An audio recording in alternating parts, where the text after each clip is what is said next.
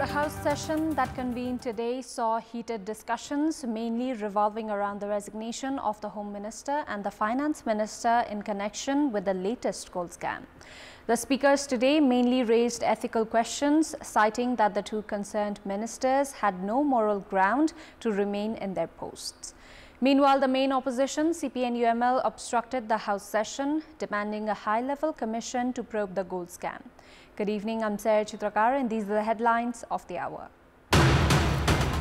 Lawmakers demand the resignation of the Home Minister and the Finance Minister in connection with the gold scam. UML obstruct House session, demanding a high-level commission to probe into the scam. Nepali Congress Party President Sher Bahadur Deuba furnishing replies to queries raised during the Central Committee meeting. The extended meeting to come to a conclusion today.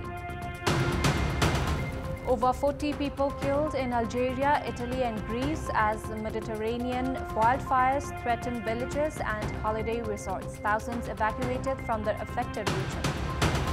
And Spain and Japan advanced to the knockout stage of the FIFA Women's World Cup. Zambia and Costa Rica crash out, Canada taking on Ireland.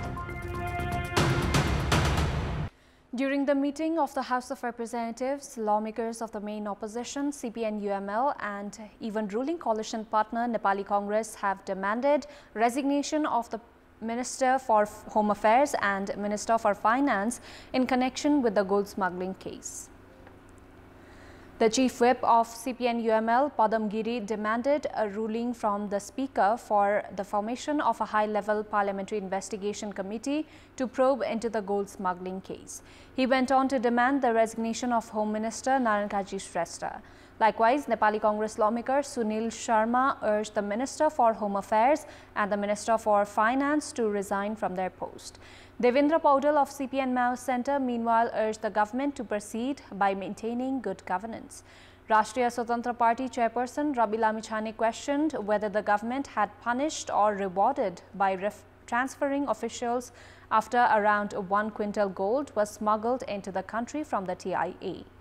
Rashtriya Prajatantra Party chair Rajendra Lingden said that Nepal had become a transit for smuggling gold and that it was essential to dig deep into the issue. In the meantime, RSP has demanded to hold a discussion regarding the gold smuggling case at the House of Representatives and has registered proposal of public interest.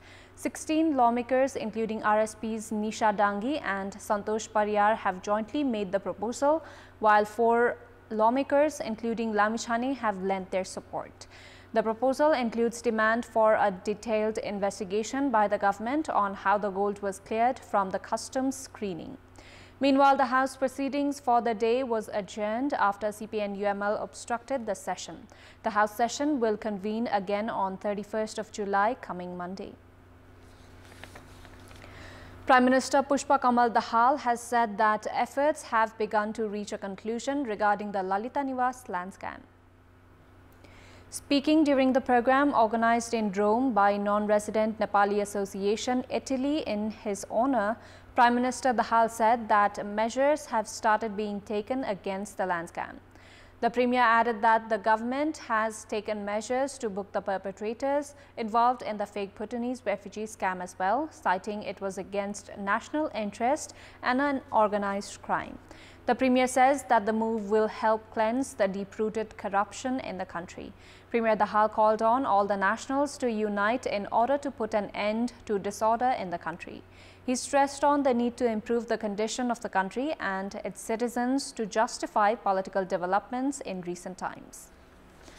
Ruling party Nepali Congress is all poised to conclude its Central Committee meeting later this evening. The extended Central Committee meeting that convened on 18th of July, party office bearers held discussions yesterday on the decision to be taken by the Central Committee meeting, which was held after a gap of almost a year.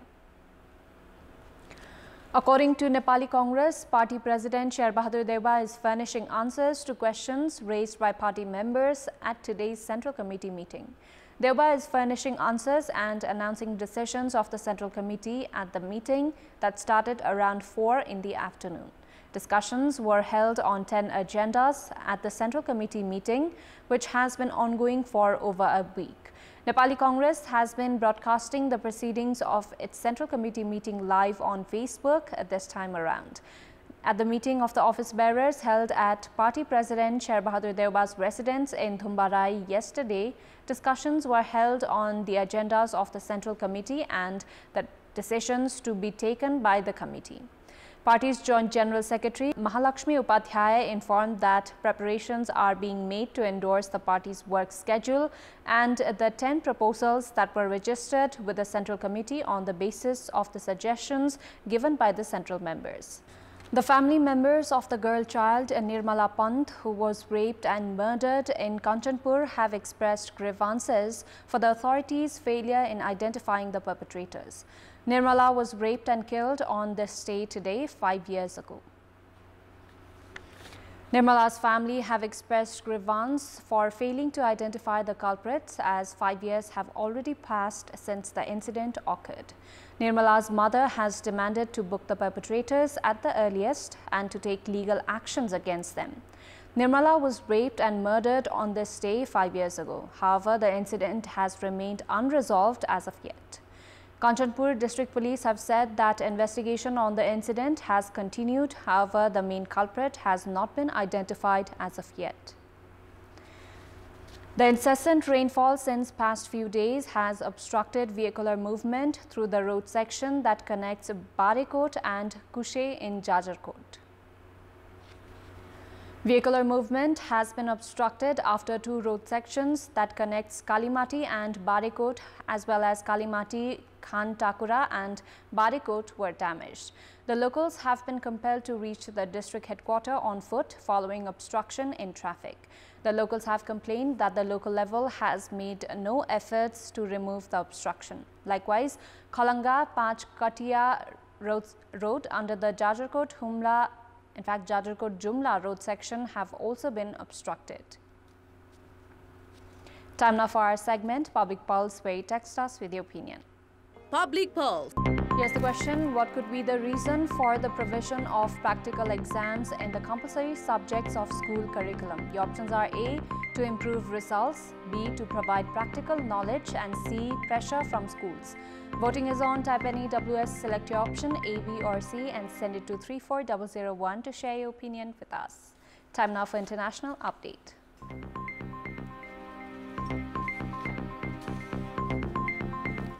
More than 40 people have died in Algeria, Italy and Greece as Mediterranean wildfires threaten villages and holiday resorts, and thousands have been evacuated.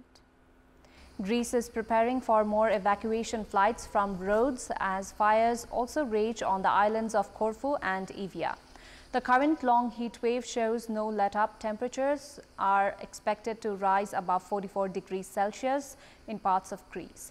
Fires in Sicily and Puglia have forced thousands of people to flee.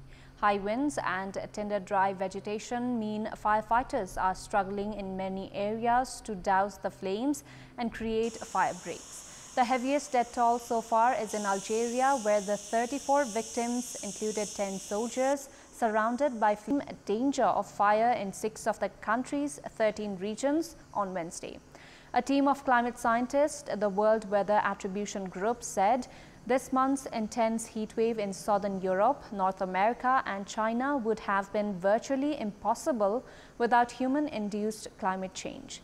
2 pilots died on the island of Evia, just north of Athens, when their Canadair firefighting plane crashed into a ravine. Elsewhere on the island, a man's charred body was found in a remote rural shack. On the island of Rhodes, more than 20,000 people have been evacuated from homes and resorts in the south in recent days. Thousands of beauty salons across Afghanistan have been permanently closed from Tuesday following an order by the Taliban authorities. The abrupt move is expected to cut off one of the few revenue streams available to women, as well as a cherished space for socializing. It is the latest in a series of policies that restrict Afghan women legal rights. The official reasoning for the order was that extravagant sums being spent on makeovers have caused hardship for poor families, and that some salon treatments are un-Islamic, according to the country's Ministry for the Promotion of Virtue and Prevention of Vice. Since seizing power in August 2021, the Taliban has barred girls and women from high schools and universities, as well as from parks, fun fairs and gyms, and has ordered them to cover up in public. A new IMF report indicates that the world economy is slowing but resilient, according to an economist from the fund's research department, who also stressed China's central role in keeping global growth afloat.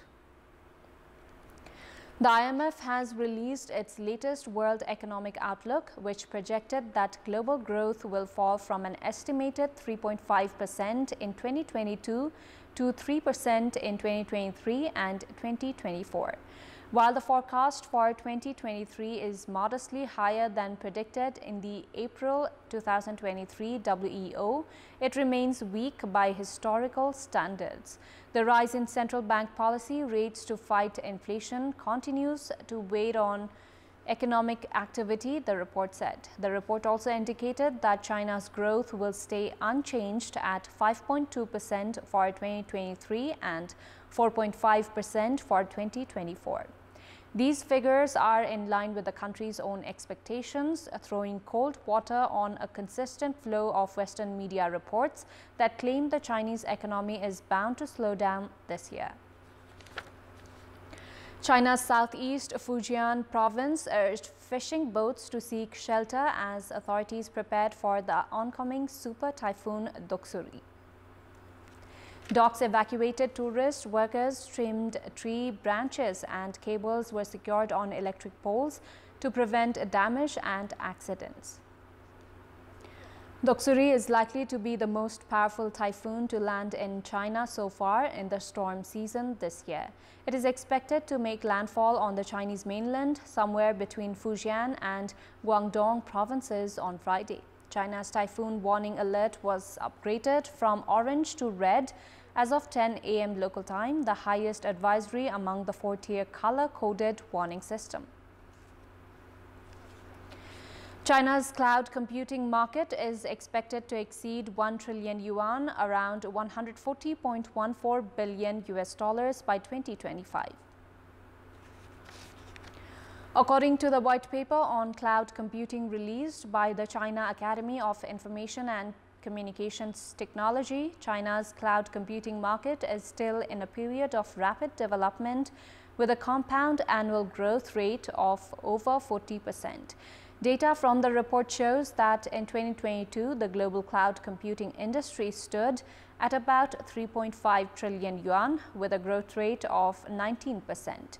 It is expected that the market will remain stable, driven by increasing demand for large models and computing power, and the global cloud computing market will continue to enjoy a steady increase up to about 10 trillion yuan by 2026. According to the report, in 2022, China's cloud computing market will reach 455 billion yuan, an increase of 40.91% over 2021. Compared with the global growth rate of 19%, China's cloud computing market is still in a period of rapid development. It is estimated that the overall market size of China's cloud computing will exceed 1 trillion yuan by 2025. Ecuador's Attorney General raised the death toll from a wave of violence over the weekend in the country's most dangerous jails to 31 after the government earlier declared a 60-day state of emergency for the country's prisons. The emergency declaration seemed to set off violence in the city of Esmeraldas, where 15 prison guards and 2 other staffers were being held hostage at a local jail, the government said in a statement.